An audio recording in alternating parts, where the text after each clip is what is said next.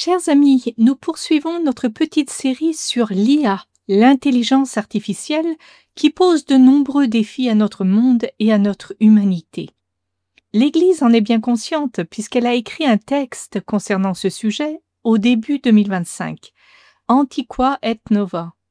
Le pape Léon XIV n'a pas tardé à évoquer cette quatrième révolution industrielle et les nouveaux défis qu'elle soulevait quant à la dignité de la personne humaine. Chaque révolution industrielle apporte son lot de changements et d'adaptations, où les hommes sont remplacés en partie par les machines. Mais celle qui s'annonce, celle que nous sommes déjà en train de vivre, est sans doute sans commune mesure avec les précédentes. Car jusqu'à présent, c'était plutôt la force physique qui était remplacée par la mécanisation. Seulement maintenant, la robotique qui menace les emplois ne représente pas seulement une force physique, car les robots fonctionnent avec l'IA et donc sont capables de faire beaucoup de tâches qui jusque-là étaient réservées aux humains du fait de leur intelligence. C'est l'humanité elle-même qui risque de devenir obsolète.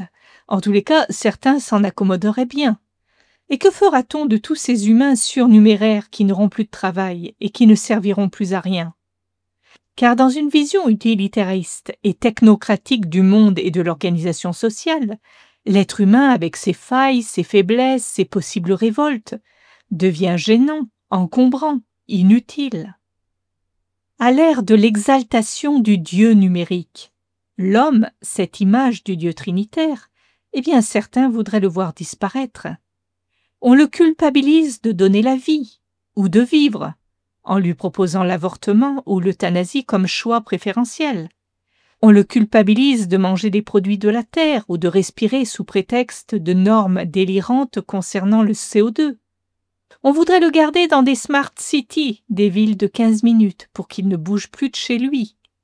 On lui fait honte de ne pas être à la hauteur du rendement des ordinateurs, et on lui fait comprendre qu'il lui faudra vivre ou survivre désormais coaché par une IA qui lui prendra constamment le pouls, qui réglera sa vie, qui lui dira que penser, que faire et comment se comporter pour ne pas faire baisser son crédit social et continuer à bénéficier de l'argent numérique que l'État gracieusement lui donnera comme une aumône, à condition qu'il marche dans les clous. Troupeau parqué pour les enfers et que la mort mène paître, comme dit le psaume.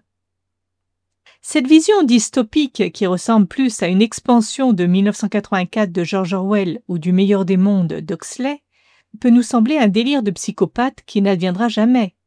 On peut l'espérer, mais force nous est de constater que nous nous en rapprochons tous les jours davantage. Sous couvert des meilleures intentions du monde, d'ailleurs, le bien de la planète, une ère de paix, de sécurité, d'abondance. En tous les cas, c'est ainsi qu'on nous vend ce projet, où l'humanité de l'homme n'a plus beaucoup de place. Cependant, Dieu soit béni, le pire n'est jamais sûr, et des petits grains de sable peuvent suffire à faire dérailler l'engrenage. Et ces petits grains de sable, eh bien c'est nous. Nous avons encore la possibilité de dire non, de nous opposer à ce projet totalitaire. Je ne dis pas qu'il faille s'opposer à ce qu'on appelle l'intelligence artificielle. Elle peut être un outil très performant qui aide l'être humain dans beaucoup de domaines, notamment le domaine médical. Ce que je dis, c'est que l'IA doit demeurer à sa place de service, et non pas devenir une sorte de Frankenstein qui s'échappe de la main de celui qui l'a créé pour se retourner contre lui. Et donc, nous devons veiller à la subordination de la machine à l'humain, afin que cette nouvelle invention serve la dignité humaine et le bien commun. C'est ce que le texte du Vatican rappelait avec justesse. Je le cite.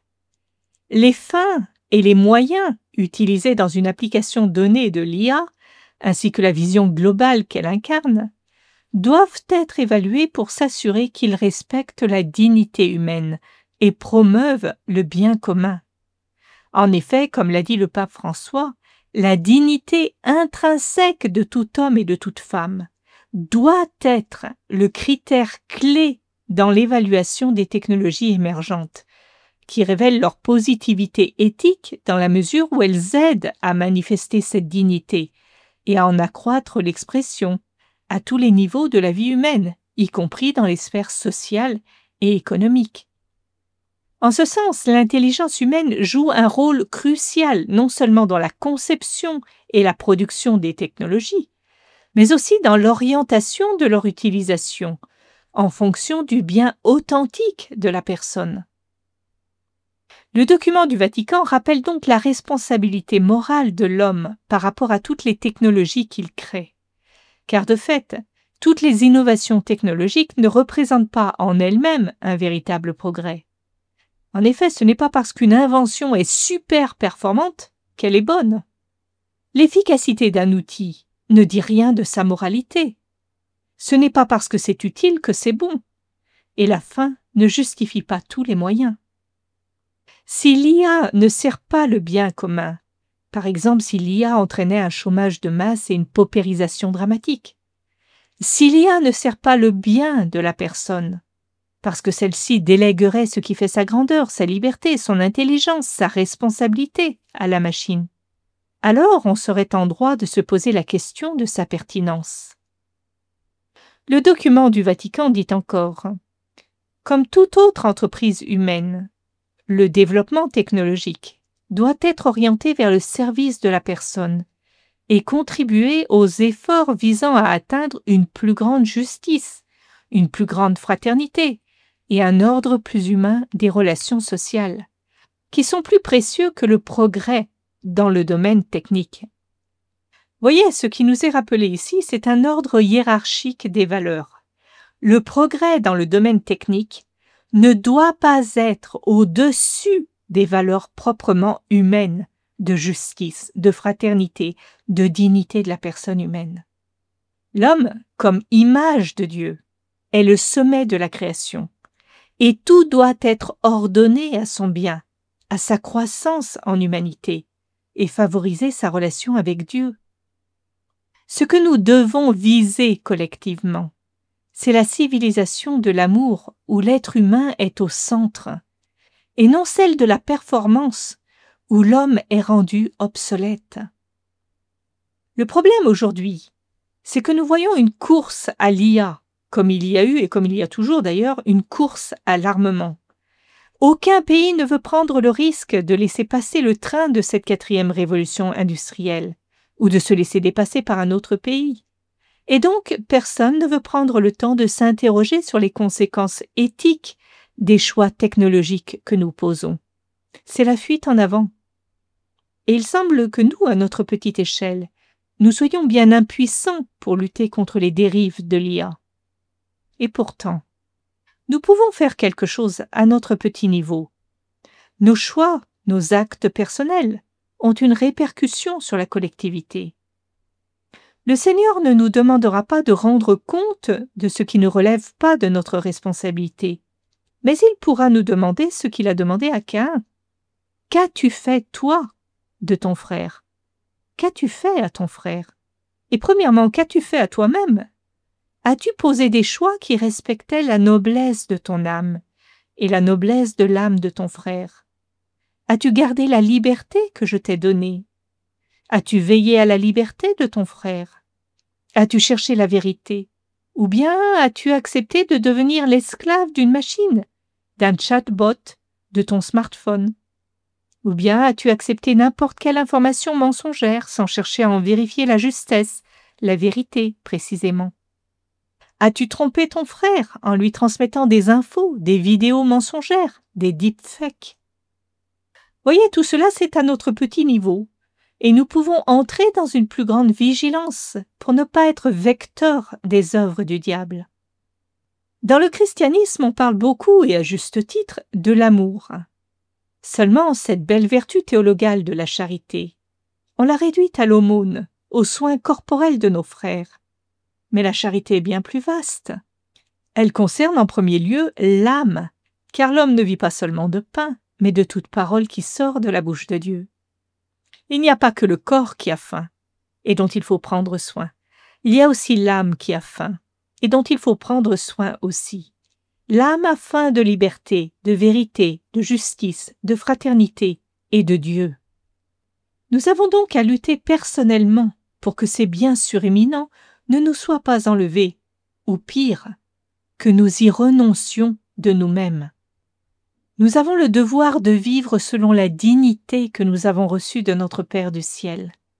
Souvenez-vous de l'exhortation de saint Paul aux Romains. Vous n'avez pas reçu un esprit qui fait de vous des esclaves et vous ramène à la peur, mais vous avez reçu un esprit qui fait de vous des fils. Et encore dans l'Épître aux Galates, c'est pour que nous restions libres que le Christ nous a libérés. Donc tenez bon et ne vous remettez pas sous le joug de l'esclavage. Autrement dit, nous avons le devoir de demeurer libres et de ne pas permettre à des algorithmes de nous enchaîner. Et cela passe par une certaine ascèse. Suis-je capable de me passer de ce qui potentiellement m'aliène?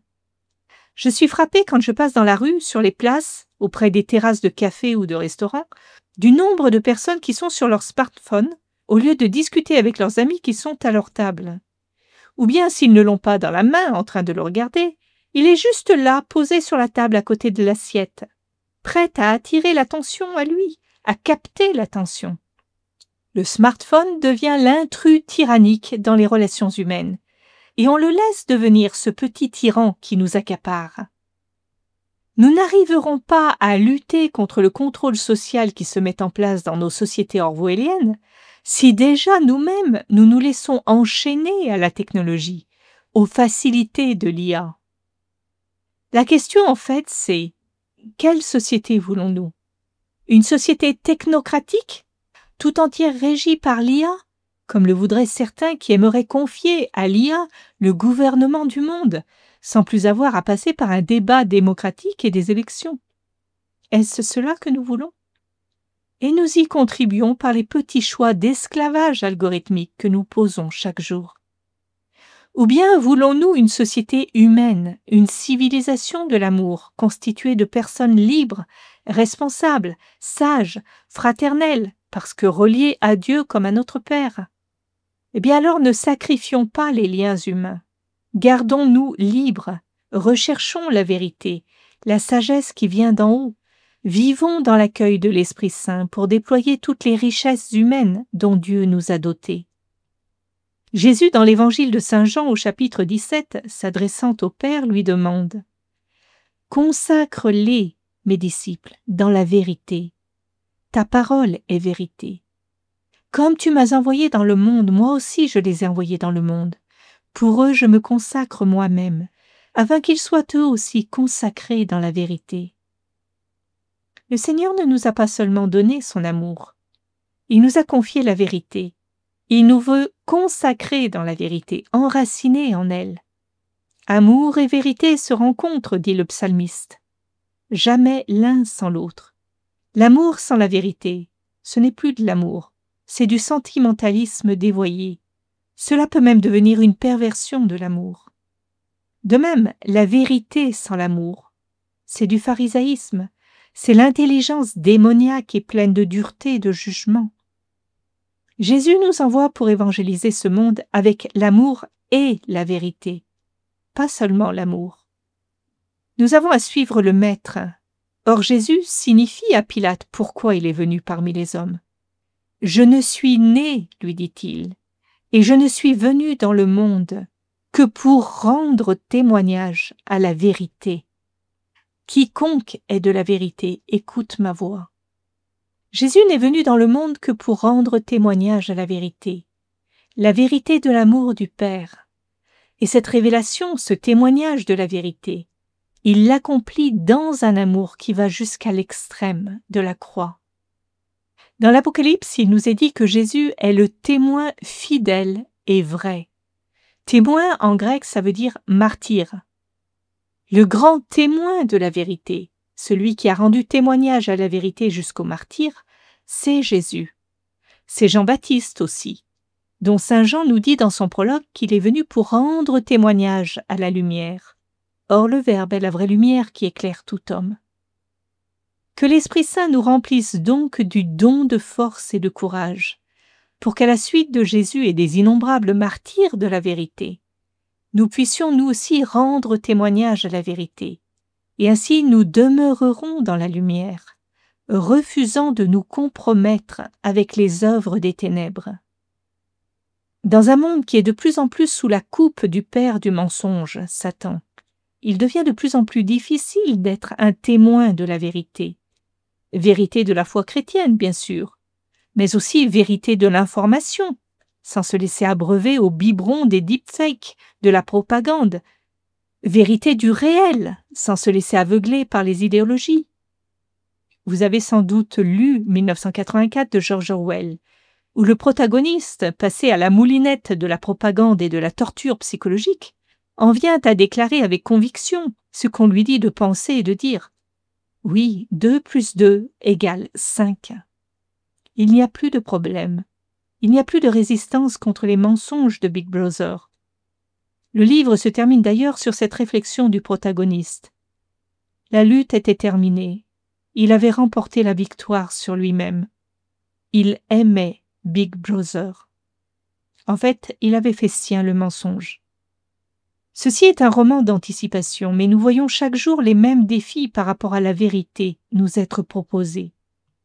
Le grand écrivain anglais Chesterton faisait d'ailleurs remarquer que dans un monde de plus en plus relativiste et soumis à l'idéologie et aux mensonges institutionnalisés, les chrétiens seront finalement les derniers défenseurs des vérités simples, élémentaires, évidentes. Oui, il existe une vérité fondamentale. Oui, l'homme a une dignité inaltérable. Oui, le ciel est bleu. Oui, le soleil brille. Oui, 2 plus 2 égale 4. Oui, un homme n'est pas une femme et une femme n'est pas un homme. Les chrétiens seront finalement les derniers réalistes de ce monde, et cela pourra leur coûter cher. Alors, quelle est notre manière à nous de nous positionner chrétiennement, c'est-à-dire en disciples du Christ vérité, face aux deepfakes générés par l'intelligence artificielle, et d'une manière plus large par rapport au contenu des réseaux sociaux ou des médias mainstream qui véhiculent une approche biaisée du réel, des mensonges, voire de la propagande pure? D'abord, priez le Saint-Esprit qui nous donne le discernement et la sagesse. Prendre le temps de réfléchir et de se questionner. Autrement dit, ne pas réagir de manière impulsive. Aller vérifier, pour autant qu'il est possible, les sources. Éviter la crédulité. La foi, ce n'est pas la crédulité. La foi, c'est un acte de l'intelligence, une adhésion à l'évangile du Christ. Évangile qui ne contredit pas la raison, bien au contraire. Ensuite, nous pouvons aussi nous poser la question quant à la transmission de ce que l'on reçoit, de ce que l'on choisit de poser ou de faire suivre sur les réseaux sociaux. Et pour cela, nous pouvons trouver des clés de discernement dans une des philofables de Michel Piquemal, où il met en scène Socrate dans un récit fictif, mais fidèle à l'esprit de Socrate. Je vous raconte donc cette petite histoire. Dans la Grèce ancienne, Socrate était reconnu pour sa sagesse. Un jour, le grand philosophe fut approché par une de ses connaissances qui courait vers lui tout excitée. « Socrate, écoute ce que je viens d'apprendre sur ton élève Platon. »« S'il te plaît, calme-toi avant de parler, répondit Socrate, et demande-toi si ce que tu vas me dire passera 3 tamis. »« Quel tamis ?»« Ce que tu as à dire au sujet de Platon. Demande-toi, est-ce vrai ?»« Je n'en sais rien, répondit l'homme. J'en ai seulement entendu parler. »« Donc, tu ne sais pas pour sûr si c'est vrai ou non. »« Non, je ne sais pas, répondit l'homme. Socrate sourit. Posons maintenant la deuxième question. Ce que tu vas me dire, est-il bon ? Non, au contraire. Donc, tu désires me dire quelque chose de mauvais au sujet de Platon sans être certain que ce soit vrai. L'homme commence à être un peu embarrassé. Néanmoins, ta nouvelle pourrait passer le 3e test. Ce que tu vas me dire, va-t-il être utile ? L'homme secoua sa tête négativement. Donc, conclut Socrate, si ce que tu vas me dire n'est ni vrai, ni bon, ni utile, pourquoi voudrais-je le savoir ? Pourquoi me le dire ? Je te conseille de l'oublier. Cette petite fable apocryphe est pleine d'enseignements et devrait toujours nous habiter pour nous aider au discernement.